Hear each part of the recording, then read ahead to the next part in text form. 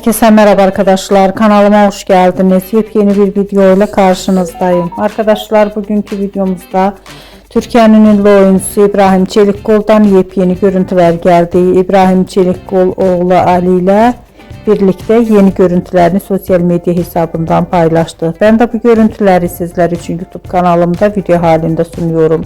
Umarım beğenirsiniz. Arkadaşlar, videomu beğendiyseniz kanalımı izlemeyi ve bildirim butonuna basmayı unutmayın. Şimdilik benden bu kadar olsun. Yeni videomuzda görüşmek üzere. Hoşça kalın.